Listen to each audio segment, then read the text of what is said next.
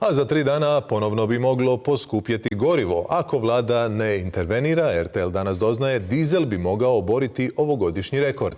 Poljoprivrednici, ribari, ali i cestovni prijevoznici na rubu su snaga. I mnogi nam kažu da razmišljaju o promjeni posla. Ivana Ivandarožić. Cent po cent i brojke na benzinskoj od utorka opet bi mogle ići gore, a s njima i cijena svakog odlaska na posao. Mislim da ću manje voziti auto jer cijene će ići gore i to je to.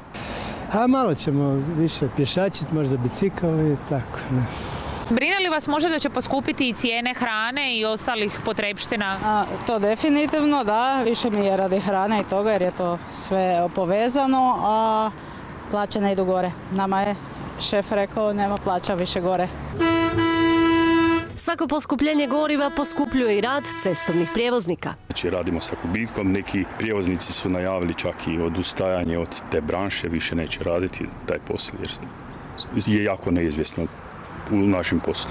I dok cijene goriva rastu, a količina ribe pada, s vjetrenjačama se bore i ribari. Dinko u tom poslu od svoje 14. godine i situacija, kaže, nikad nije bila ovakva. Financiramo iz kuće, pokušavamo prodavati ribu u maloprodaji da bi dobili nekakav euro više i samo da bi platili gorivo.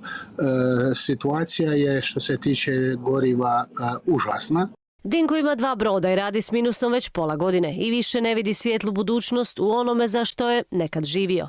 Jedini izlaz za ribare je ako postoji mogućnost da se aktivira još jedan krug skrapinga, tako da se povuku ljudi koji su sad došli do dna pa da spase makar nešto, da dadu brodove na uništenja i da idu nekakvu mirovinu zasluženu. A od utorka bi tank mogao još poskupjeti. Ako vlada dodatno ne intervenira, Eurosuper se penje na 1,65 euro, što je 2 centa više nego prije, a eurodizel na 1,86 euro, 6 centi skuplje, ujedno i najviše ove godine. I plavi dizel raste na 1,32 euro, 5 centi više.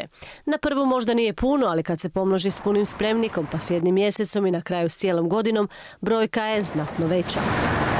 Teško je Ivici koji ima više od 50 muznih krava, toliko teladi i junadi. Proizvodi svježe i polutrajne sireve, sve radi obiteljski sa 3 sina i suprugom. Hrvatsko selo, kaže, tako i tako je na koljenima. Smatram da će to biti jedan veliki udar, ne samo sad na seljake, nego to je veliki udar i na građane jer će se to morati odraziti na cijenu konačnog finalnog proizvoda koji će u krajnjem slučaju utjecati na ljudski standard. Ono što sve brine je Reutersova analiza da bi se zbog situacije u Iranu cijene dizela i benzina mogle godinama zadržati na povišenim razinama.